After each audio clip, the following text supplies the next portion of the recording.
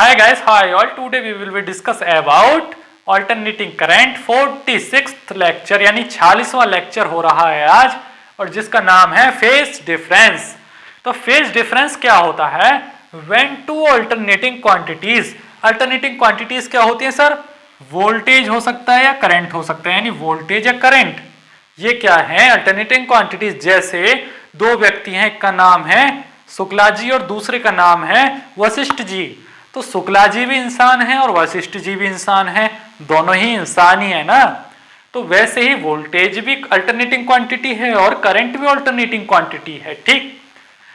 Have same frequency. Frequency का मतलब क्या है सर? हमने जो आपको बताए थे कि कोई जनरेटर कितनी स्पीड से घूम रहा है एक सेकंड के अंदर, उसी चीज को फ्रीक्वेंसी बोलते हैं। तो वोल्टेज की भी फ्रीक्वेंसी 50 हर्ट्ज होती है और करंट की भी फ्रीक्वेंसी कितनी होती है भैया? 50 हर्ट्ज होती है। आप जो आपके घरों में या कहीं भी इलेक्ट्रिसिटी यूज करते हैं वो 50 हर्ट्ज की ही यूज करते हैं। ऐसा नहीं है कि वोल्टेज 100 हर्ट्ज का और करंट 50 हर्ट्ज का, दोनों सेम फ्रीक्वेंसी के होंगे, ठीक है। डिफरेंट जीरो पॉइंट्स, ये जो पॉइंट है डिफरेंट जीरो पॉइंट, इसी में राज छिपा है इलेक्ट्रिसिटी का। इसी को आपको समझाएंगे आज के लेक्चर में। आप स्क्रीन पर एक फिगर देख पा रहे होंगे कि सर फिगर क्या है? ये तो एक ग्राफ है, यानी ग्राफ पर आप कुछ प्लॉट करने वाले हैं वोल्टेज और करंट की वैल्यूज को, ठीक है। हाँ बिल्कुल करने वाला हूं। अब आपको समझाऊंगा एग्जांपल देख के। एक लड़का है जिसका नाम है क्या? वोल्टेज। वोल्टेज, ये वोल्टेज नाम का लड़का है और दूसरा लड़का है क्या है? करंट।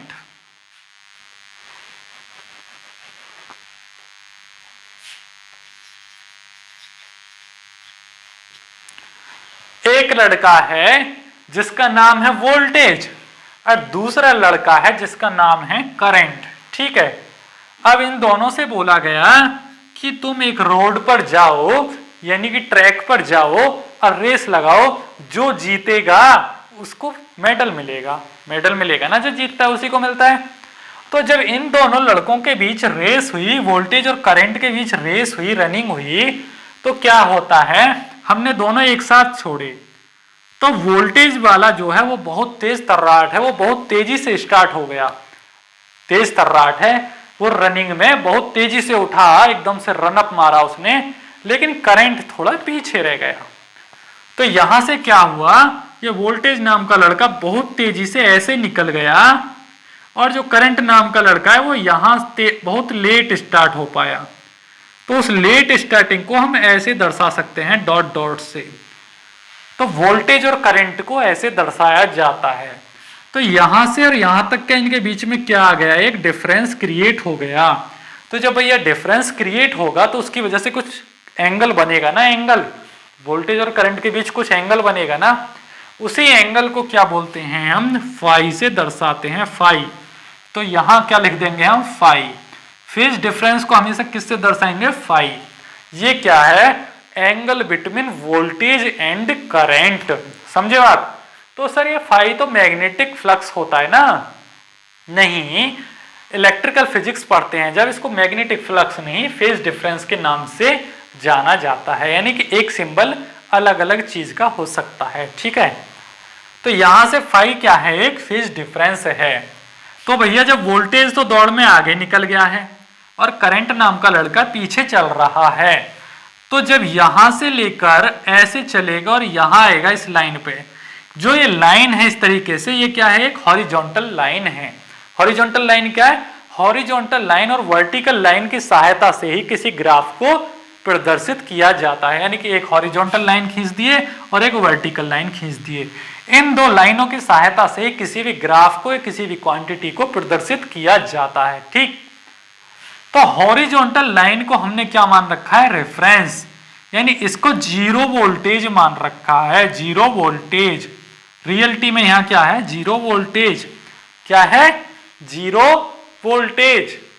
तो जब ये यहां से स्टार्ट हुआ तो जीरो वोल्टेज से स्टार्ट हुआ, इसका उफान मैक्सिमम हुआ। चाय वाली बात आप जानते ही हैं, कभी भी किसी पतीले में चाय बनती है तो नीचे भरी हुई है, तो ये तो है इसका जीरो वोल्टेज। और जब उफान मारेगी तो उसी उफान को क्या बोलते हैं? वोल्टेज का बढ़ना। तो जैसे जैसे ये वेव ऊपर की तरफ जा रही है तो ये दिखा रही है कि वोल्टेज इंक्रीज हो रहा है।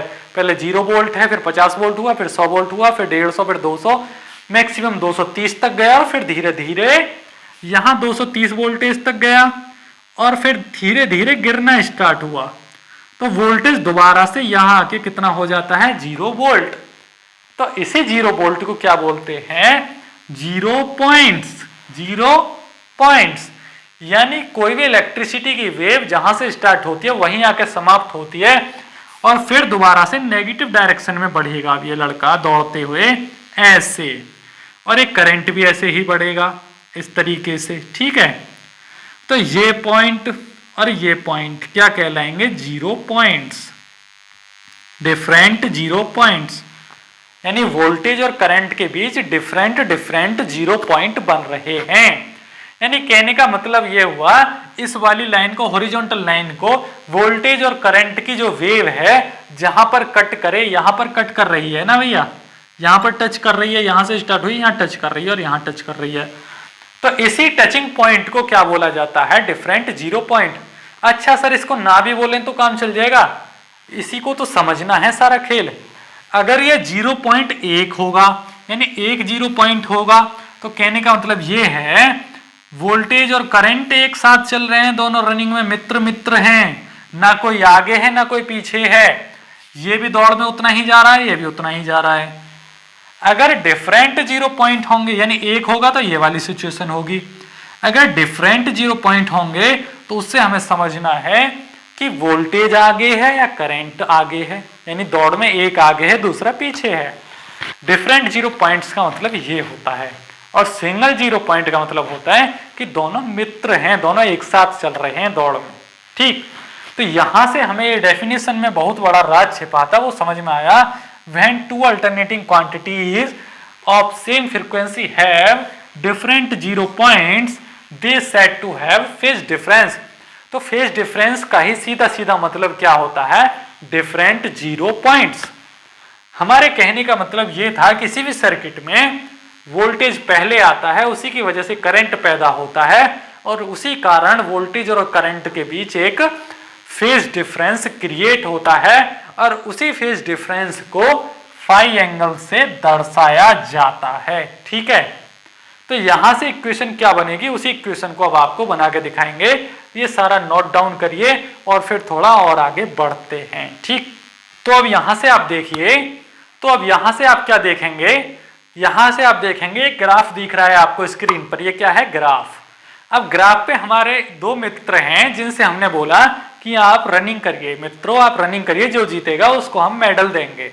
एक का नाम है निशांत जी और दूसरे का नाम है क्या, शुक्ला जी। जो शुक्ला जी और निशांत जी की हमने रेस कराई, दोनों ही तेज तर्राट हैं, दोनों ही धावक हैं, दोनों ही धावक हैं, दोनों ही रेस जीतने के लिए सक्षम हैं। लेकिन जब हमने रेस कराया तो वोल्टेज नाम का जो लड़का है, वोल्टेज नाम का जो लड़का है वो दौड़ना स्टार्ट किया, बहुत तेजी से उठान मारा उसने, क्योंकि वो पहले से प्रैक्टिस करता है, पहले से प्रैक्टिस करता है, तो उसने तेजी से उठान मारा तो वो एकदम से उठा। और जो करंट नाम का लड़का है वो थोड़ी देरी से रन अप किया, यानी उठा तो सही रनिंग करने के लिए, रनिंग में अच्छा है लेकिन प्रैक्टिस उतनी अच्छी नहीं है तो पीछे उठा। तो वोल्टेज नाम का लड़का पहले एकदम से पहुंच गया इस 0 पॉइंट पे और ये करंट नाम का लड़का थोड़ा लेट आया, और ये वोल्टेज नाम का लड़का यहाँ जीत भी गया और करंट नाम का लड़का हार गया, ठीक है। तो किसकी वजह से क्या पैदा हो रहा है, यहाँ वोल्टेज की करंट वजह से करंट पैदा हो रहा है, ठीक है।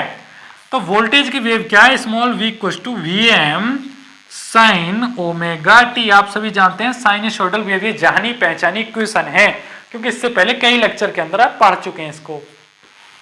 वोल्टेज की इक्वेशन क्या होती है, v equals to small Vm capital Vm sine omega t. तो वोल्टेज की वजह से ही करंट पैदा होता है किसी भी सर्किट के अंदर, ठीक है। तो सर करंट की इक्वेशन क्या बनेगी यहां से, हाँ करंट की भी बताते हैं। करंट की इक्वेशन बनेगी भैया क्या, small i equals to capital Im sine omega t, तो इसमें भी आएगा लेकिन यहां माइनस में एक फाई रख जाएगा। अच्छा तो सर इस फाई का मतलब क्या है, इस फाई का मतलब है कि इस पे लग गया हार का धब्बा। करंट नाम का लड़का रेस में हार गया। कहने का मतलब ये है करंट जो है रेस में पीछे रह गया था वोल्टेज से, इसीलिए इस पे माइनस लग गया। इसकी परफॉर्मेंस में हमने क्या लगा दिया, -5। तो कहने का मतलब ये है voltage is leading the current by phi angle, यानी कि जो वोल्टेज है वो करंट से लीड कर गया, यानी कि जीत गया। लीड का मतलब क्या होता है, विन, यानी कि आगे निकल गया। यानी वोल्टेज नाम का लड़का जो है वो करंट से जीत गया, लीडिंग कर गया। कितने एंगल से, फाई एंगल से जीत गया। तो उसी चीज को हमने क्या लिखा वेव फॉर्म में, V = Vm sin omega T. Vm sin omega T, voltage भैया तुम तो जीत गए, तुमको तो मिलेगा मेडल। और ये जो करंट नाम का लड़का हारा है इसकी परफॉर्मेंस को कर देंगे डाउन, इसमें लगा देंगे -5। तो अब किसी को गलत समझने की जरूरत नहीं है, हमारा सिर्फ इतना है मतलब है आपको वोल्टेज और करंट के बीच फेज डिफरेंस को समझाना। भाई किसी भी चीज को समझाने के लिए कुछ एग्जांपल्स लेने होते हैं, ठीक है। तो यहां से हमने आपको वोल्टेज और करंट के बीच एक अच्छा सा रिलेशन बना के दिखा दिया है, समझा दिया है। तो ऐसे होता है इलेक्ट्रिसिटी का फ्लो किसी भी सर्किट के अंदर, समझे बात। तो सर आपने वोल्टेज की ही तारीफ की, करंट की भी थोड़ा तारीफ कर दीजिए ना। करंट को कैसे लिखेंगे, अगर करंट को लिखना है, current is lagging by phi angle from voltage. लो भैया वो करंट भैया आपकी भी तारीफ, लो भैया करंट जी आपकी भी तारीफ कर दी है हम। सर आप तारीफ किए, आप तो हमको लूजर दिखा दिए, लूजर।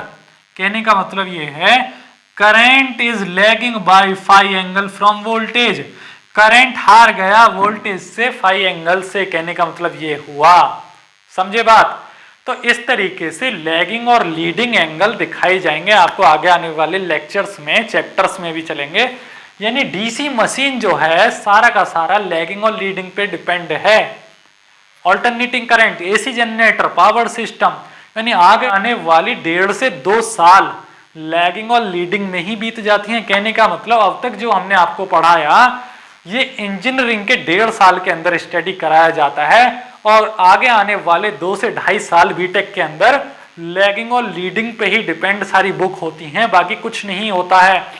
बाकी तो यूज होता है कंपोनेंट्स का। तो आपको लैगिंग और लीडिंग को बहुत ही ठंडे दिमाग से समझना है। अगर आप इस खेल को समझ गए, वोल्टेज और करंट के बीच की लड़ाई, यानी कि इनके बीच की प्रेम मित्रता और लड़ाई झगड़े, तो आप एक इंजीनियर बन चुके हैं, ठीक है। तो यहां से सारा नोट डाउन कर लीजिए, आपको समझ में भी आ चुका होगा। नए आए तो इसी लेक्चर को 2-3 बार रिवाइज करके देखिए, आपको बिल्कुल क्लियर हो जाएगा कॉन्सेप्ट, ठीक है। तो यहां से इसको नोट डाउन करिए और फिर बढ़ते हैं आगे।